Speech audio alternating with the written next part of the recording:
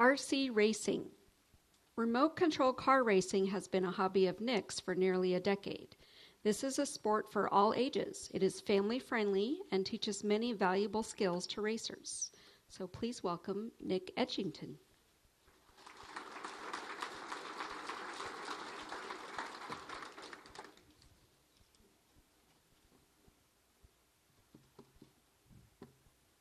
Good evening. So I'd like to talk to you a little bit about RC racing. I was instructed to move this mic earlier, but I forgot. This is a remote control car. We race these right here in Hutch. We also race them all over the region. I'm actually from Wichita, but I spend almost every weekend in Hutchinson racing here, not to mention working on the tracks and doing a lot of the work. So right here's a little bit more detail. This is a 10th scale buggy. It's a two-wheel car. It's electric, runs on a LiPo battery. These typically run about a 10-minute race, and we'll have probably anywhere between 80 and 90 entries usually on any week here in Hutch. This is an 8th scale. It's a little bit bigger. It runs on a liquid nitro motor. We race these typically outdoors or on bigger tracks. We have an indoor track we race in Omaha, but typically we race these in Wichita, not during the winter up here, though, because we only have an indoor track here in Hutchinson.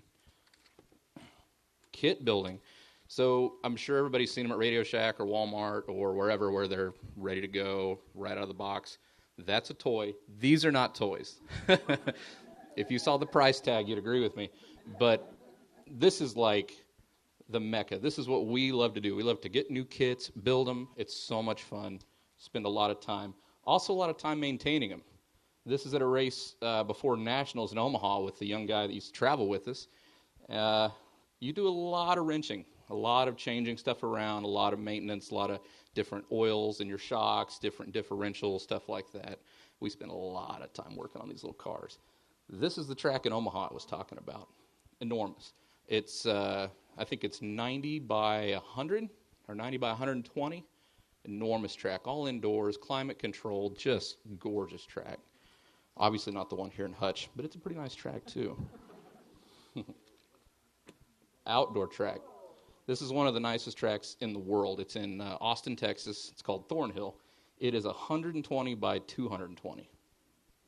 All right. So you can see here at the bottom, there's like a red pit lane. These are where nitro cars, you pit. So like you can only go about 10 minutes on a fuel tank if you're lucky. So it's kind of a team sport. You usually have two guys working. This is a picture of our track here in Hutchinson.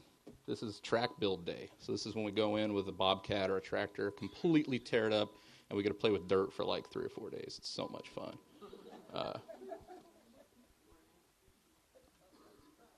It is a lot of fun. You get really dirty. So we get power tools, but we also have good old rakes, shovels, hand tamps, all kinds of stuff. And this is kind of where everybody pitches in. So if you notice, there's a couple of young kids here. They hate this part of it, but they do learn a lot of stuff. Pretty much how to take orders and get us bottles of water. But anything helps, right? Everybody chips in. Everybody chips in. This is just kind of the final track tuning, getting everything tuned in right with a packer. These things are great. This dirt is clay dirt, so it really comes together really well. So we use a lot of tools to make it real nice and smooth. There's a lot of craftsmanship involved in making the track really, really nice. Race directing. So there has to be someone in charge, the guy that gets all the races in order, the one that scores everything, stuff like that. I end up being that guy a lot, especially in Wichita, sometimes up here. But this is kind of where everything starts for the day. We kind of set the schedule, get everybody lined out. So I spend a lot of time in my office. I'm an IT guy, and I spend a lot of time working on my cars instead of answering emails. So this is what a typical Friday looked for me when I worked in that office. I don't feel bad. My boss actually has this picture framed in his office still, but I have one of him playing with his guitar strings instead of working, so I think we're even. Traveling. This is actually only 2 guys' stuff. That's all of our stuff. We have plenty of spares. For a weekend, usually it's a 3-day race. You practice Friday, you qualify Saturday, and you race Sunday.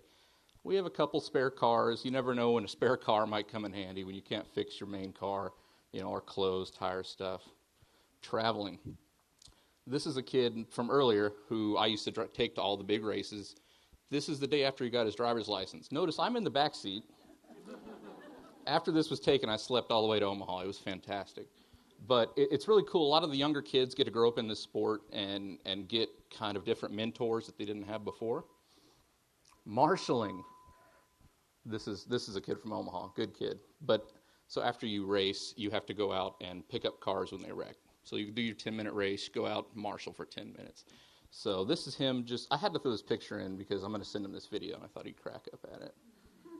Concourse, something we don't do a lot at big races, but we do it here and we do it at nationals. This is just kind of like the best paint job of your body. We do it here in Hutch. We're probably one of the only tracks that still does it outside of a national event.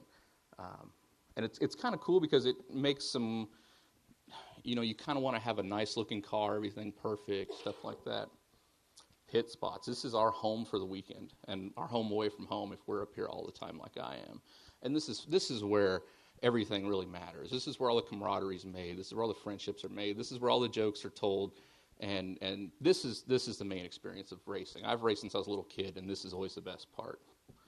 Novice. This is where all the kids start off. And you see some older people there, obviously, too. But this is kind of where everybody starts. No experience necessary. You can come out, have a great time. No one's going to yell at you. You're going to be fine. But, yeah, a lot of these kids are now racing faster classes and have gotten pretty quick. Stock buggy. This is kind of intermediate. These are all, actually the kid in the middle is a friend of ours that won this big race we had here in Hutch. And that class, I think, had like 50 people in it. So those 3 kids were the fastest 3 of those 50. And it was a very good race for them. Yeah, it's tight. It's great. This is modified buggy. This is like the cream of the crop. These are the fast guys. All these guys are from different states: Colorado, Iowa, Kansas City, Tulsa, St. Louis.